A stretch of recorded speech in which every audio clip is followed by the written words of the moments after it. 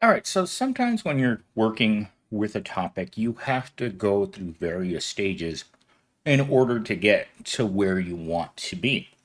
So when I got back from the gym this morning, I wanted really to explore what the difference is between finding a good job and finding a bad job. And so I asked that question, and here's what it brought back, right? What's the difference between looking for a good job as opposed to a bad job? Looking for a good job, these things. Looking for a bad job, immediate, lower expectations, compromise, short term, minimal engagement. Well, I took that topic and then I did another search where I redefined it. And it brought back with this: define a job versus a career. And this is where we're at because when you're looking for a job, because that's me right now, and that's probably a lot of you out there, is that you go on Indeed, and it's not like it has a happy face and an unhappy face when it's bringing up the jobs. When you do a job, depending on what you put in as your criteria, it's going to bring jobs close to your house because it knows that you probably have limited transportation needs or that you want the benefit of working close to your house. Like my current job is only about a mile and a half away from my house because I had to go pick up that tea kettle this morning and I actually clocked it on my odometer. Anyhow, because of the difference in them, I had to compare and contrast. This is where my college comes in, right? So I can compare and contrast the answers, do more searches, tell it to refine or make topics more creative, or ask it to work with the material that it's generated until we can get it to talking points. Because I really don't like reading scripts, but I can take a talking point and expand on it like very few other people that I have met on the internet. So, with that said, let's get into our five talking points for the title Surviving or Thriving. So, defining a job versus a career. So, my whole life has been just jobs. From working in retail, warehouse, restaurant, you name it, all the manual jobs you've ever had are primarily jobs, high school jobs, entry level jobs. They're just jobs. Careers are for the very few. I would say people in career oriented jobs has probably dropped to less than 10%. Even the technology field is no longer a career. I haven't seen anyone around me in the entire 3 years that I've been there go on to be promoted. Everyone has the same title. Everyone is overworked, and everyone who comes into this place thinking they're going to have a great career, it's not going to happen in technology. Now, I do see advancement in other areas, in academics, where they can transfer between departments or they can take a job that's a promotion. In fact, I was just talking to a lady that left one area to go into an online department, and she asked them for $10,000 more a year, and they said no. The most they could do is an extra few thousand. And so she just took her resume right over. She walked across the street to another department, same company, and they gave her $20,000 more a year. Now that's the kind of raises that you're going to see in a career job. My job, my boss's job, my coworker's job, these are all just jobs. A job is primarily about earning a paycheck to meet immediate needs, while a career is a long term pursuit that aligns with your passions. I don't think too many people have passions anymore. My second talking point: signs of just thriving, or excuse me, just surviving in a job. Common indicators of merely survival in a job include feeling unmotivated, dreading work, experience a lack of job or growth opportunity, viewing your role as monotonous, chorus, core rather than meaningful activity. This is all our jobs. And I'll describe my activities at work. I show up, I check out some computers, I do some repairs, and then la la la, yada yada yada. 8 hours later, I go home. There's not really anything monotonous chore rather than meaningful activity is almost every job that I've ever had. No, let me go back. That's every single job that I've ever had. There's nothing exciting about the job. There's nothing to look forward to at your work. And that's really what you're doing is you're just going to work to survive. It pays the rent, it pays for food, nothing else. There are no lavish experiences, you're not having fun. Chances are you're in a bad mood. Depression is very common in the workplace when you're just surviving because you just stay at that level and your whole life passes you. Survival jobs or entry level jobs or low level jobs or put the fries in the bag little bro jobs, they're just and calling them survival, I think is even giving them too much credit. I think they're just a place that you go to make a couple bucks and go home and be miserable. That's all your current job is. That's what mine is. Our next talking point: benefits of thriving in a career. Thriving in a career involves being engaged, which no one is, challenged, no one is, except for the workload. I would see that the workload is the challenging part of any job because they don't want to hire more people, and continuously learning. Now, it's about finding purpose in your work, seeing opportunities for professional and personal growth, and the feeling that your job contributes to your overall life satisfaction. I would say that 99% of jobs do not contribute to your overall life satisfaction.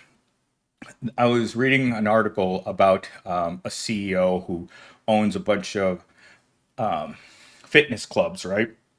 And he said the idea of work life balance is something that this generation has made up. Gen Z believes that they need to have work life balance.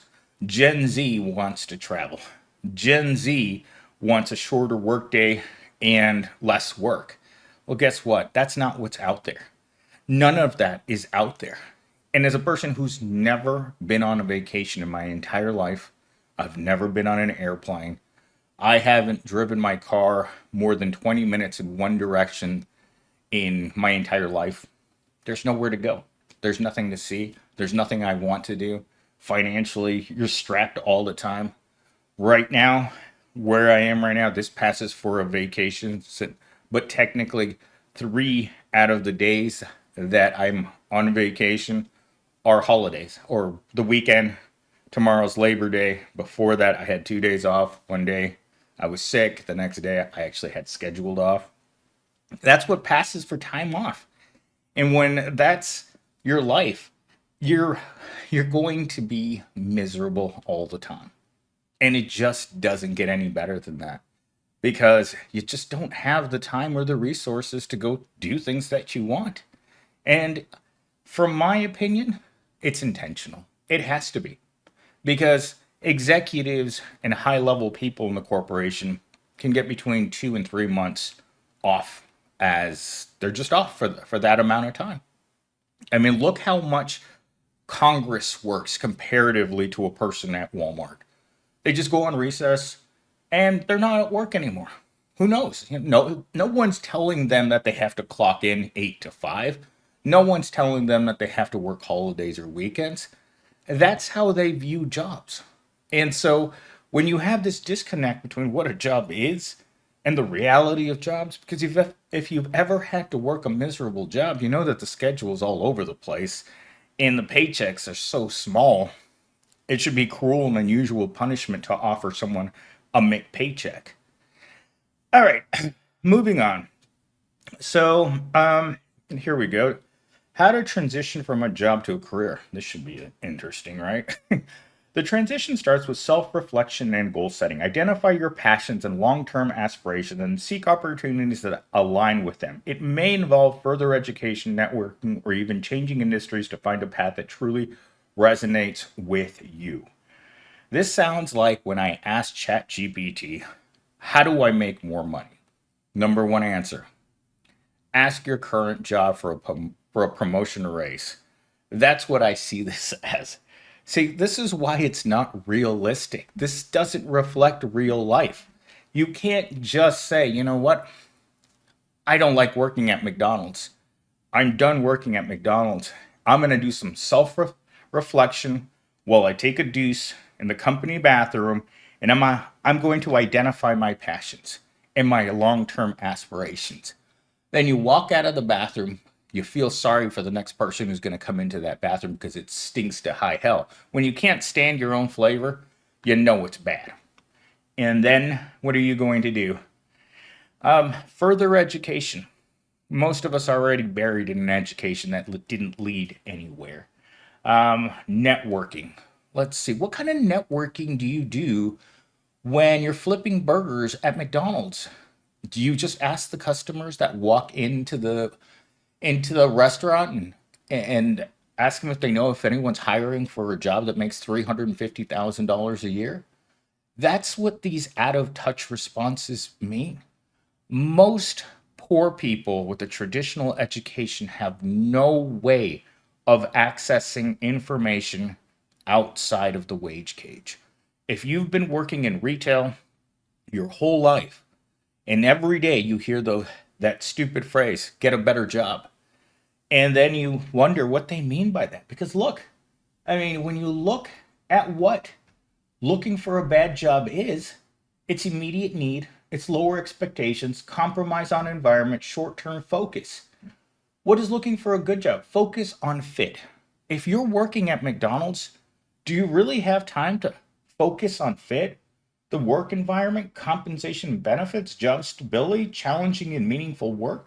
And here we are again, networking and professional growth, which again doesn't mean anything to a person that doesn't know anyone.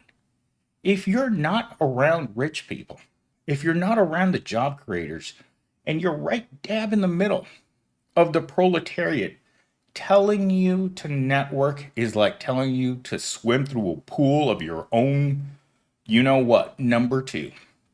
It doesn't have any meaning. And a lot of these answers, a lot of these solutions for people who are stuck in the bottom level jobs is that they're really telling you that you need to get comfortable with your paycheck. You need to be comfortable with getting your McDonald's toy as motivation every Friday. That your Happy Meal toy is what you're worth. Remember, if you're not worth anything, you're not going to get paid anything.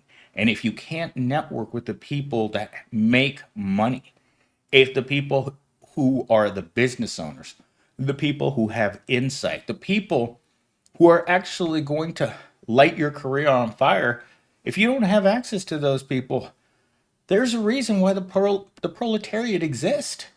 It is the crap, the junk, the waste, the byproduct of people who are pulling the strings.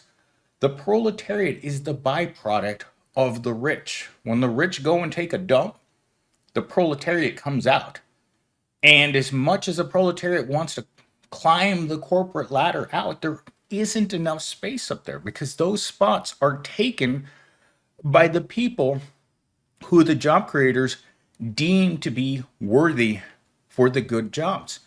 That's why when you ask ChatGPT about the good jobs, this list isn't helpful. If I were to ask ChatGPT, where are the good jobs? Let's ask that question. Where are the good jobs? Because I want to know this. Where are the good jobs? Let's find out. I mean, if this thing can't tell us, then let's see. Where are they? Let's see. High paying industries, technology, healthcare, finance. Let's see. Work life balance, government jobs, education, nonprofit sector, career growth. Do you guys see any instructions on the screen as to how I walk to the good job here? Because I'm not seeing it here. Where are the good jobs? These I work in technology. It's not a high paying job. I work for a school.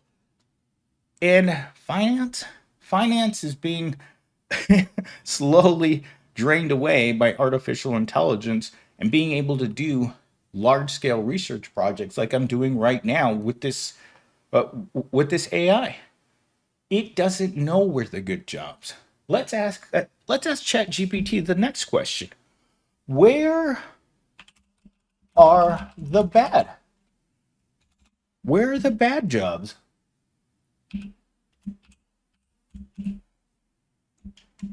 Wasn't This wasn't what I was planning on doing today, but let's see. Where are the bad jobs?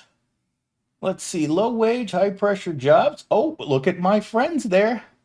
Retail, fast food, uh, call centers, warehouse work, agriculture work, construction work, even the gig economy falls into the bad job categories. Look at that. Where are the bad jobs? Ride sharing, food delivery, freelance work. You know what's hilarious about this is that I asked the same AI the other day, how do I make more money? Ride shares, food delivery, freelance work. Obviously, the algorithm knows how screwed we truly are. Because when you ask it, how do I make more money? And it gives you a list of the bad jobs, it doesn't know how you're supposed to get rich. When you ask it, where are the good jobs? It doesn't know that either. This is hilarious. Oh my God, this should be an embarrassment to our society.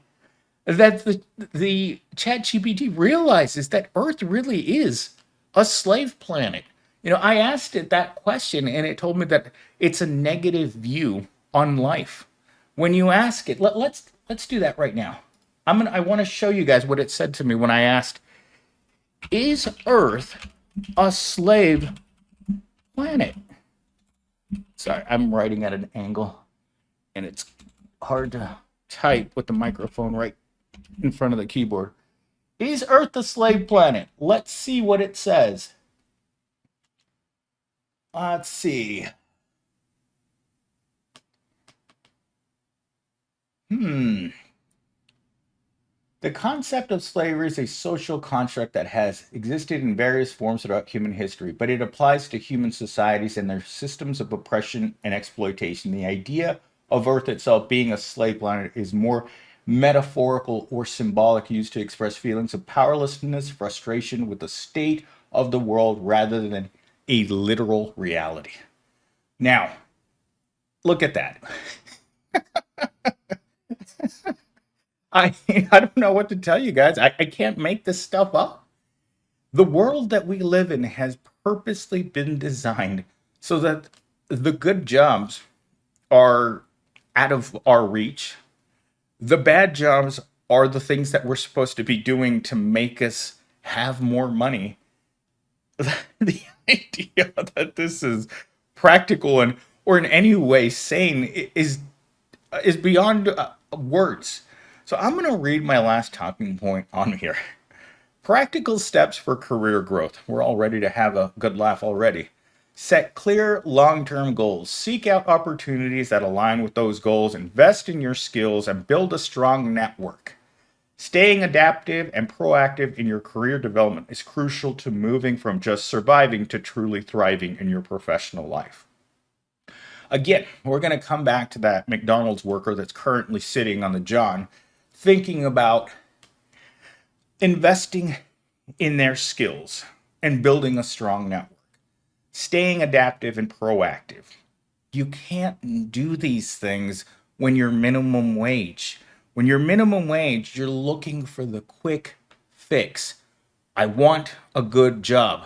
Well, according to the Chat GPT, it's out of your reach. And this is what I've been telling you guys on this channel for years. What we think we can get out of our lives as part of the proletariat is unattainable. And Dave Ramsey once famously said, taking away someone's hope that they can someday be rich is an evil thing to do. But it's been taken away from the 99% from the moment Johnny Sixpack fired his best and you became you. That was the moment that your being a loser for the rest of your life happened. There's no escape. The lottery, I don't know how many people play the lottery. In fact, when I was talking to Mello the other day, she said, Millennial Stain, when I win the lottery, I'm going to give you some money. And I thought to myself, that is the most pro thing she's said to me since I've known her. Because it's what all pros say. It's what my boss used to say 3 years ago when he'd show up in the office with his $50 of scratchers every Monday morning and he'd sit there and scratch and scratch and scratch and never win anything. It's the way the proletariat sits around holding their lottery tickets at night after work, hoping that somehow this is going to be the way out. It's the same way that Gen Z thinks that the inheritance that they're going to get from their grandparents or their parents is going to be what's going to set them up for life. There's nothing there. By the time their grandparents or parents kick the bucket, there isn't going to be a whole lot left because they've had to spend their lives supporting their grown 30 and 40-year-old children. And so there is no escape. I'm trying to prove this to you guys with technology. This system that we currently have is a permanent solution to poverty. You have to keep people hungry or else they won't come back to work. A happy proletariat is a proletariat that doesn't come to work. If you have a proletariat that's working for food and shelter, guess what? They're going to show up every day. They may hate their lives, they may hate their work, they may hate the job creators, but at the end of the day, they need food and they need shelter. Everything else about life is a closed door. There is no fun incorporated into the bottom.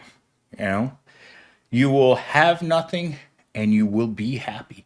It has been the motto of the rich and the government for a very long time, except people want to look at their lives as having meaning. They want to believe that somehow, if they work really hard, that tomorrow the doors of opportunity are going to open up and they're going to embrace them. And that's just not the reality.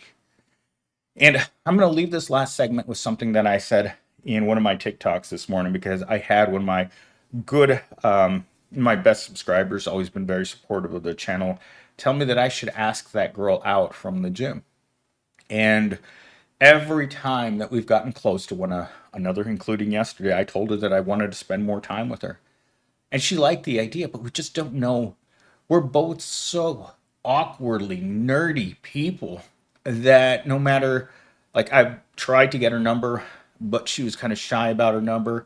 And then we're going to do, what's it, Snapchat, but I don't have a Snapchat. She's like, then how about Instagram? I don't have an Instagram. And there's one reason why I don't have an Instagram, guys. Every time I try to start an Instagram account, the first person that it recommends as my Instagram friend is my old boss from Walmart. And that's the last person I want to see on a page every time I open it up. So, with that said, let's get into toxic positivity. So, what did I write in toxic positivity today?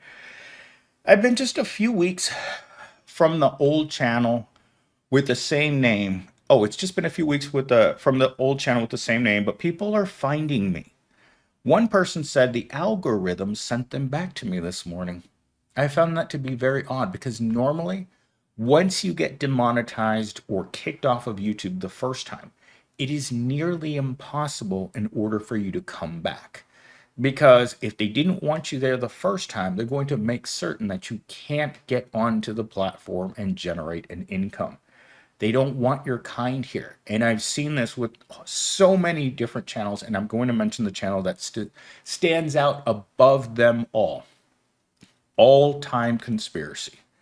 All Time Conspiracy was a channel with millions of viewers. Thousands upon thousands of views every day. A very successful channel. And suddenly, that kind of content wasn't welcome on YouTube anymore. And no matter how many channels they tried, they couldn't get the audience, they couldn't get the algorithm to list them high on YouTube. I don't know where they went. I stopped watching them after they just kept trying, and obvious that they were never going to come back. And that's where I am. I'm in an uphill battle against a system that doesn't want me here. My content isn't exactly what they want. They want upbeat, they want cat videos, they want Mr. Beast, they want the content that they want. Me telling you the reality every day of how bad the job economy is right now. This isn't something that is covered by the mainstream media. It's not something that's covered even by the left media. Everyone's choosing to ignore what's going on in our society because it's an election year. They want their left candidate to win. And chances are, when it comes down to it, and you guys know I'm a realist and a pessimist, we may see an election that goes the same way as the Hillary election. You have all those people who are quietly agreeing with the side that we don't want to win, but they don't like this candidate, just like nobody liked Hillary. And no matter how much she was leading in the polls, because those other people, they don't want you to know who they are.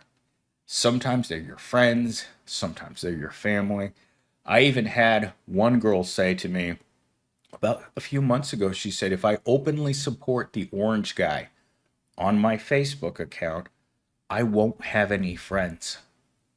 That's how fearful they are of letting people around them know that they support the other guy. They don't want to do it.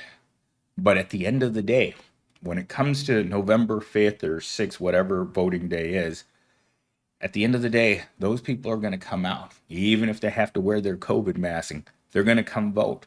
They're not going to let their friends see them, but they're going to come out. And they may do. And again, I said this in 2016 that this was going to happen, and no one around me believed me because I was working on my liberal arts degree. It was full of people who wanted Bernie Sanders in there, and those are the same people that didn't show up for Hillary. Anyhow, let's not get politics involved in this. It's an unpopular topic, especially on this platform. I hope you guys have a great day. And I'm gonna sit here.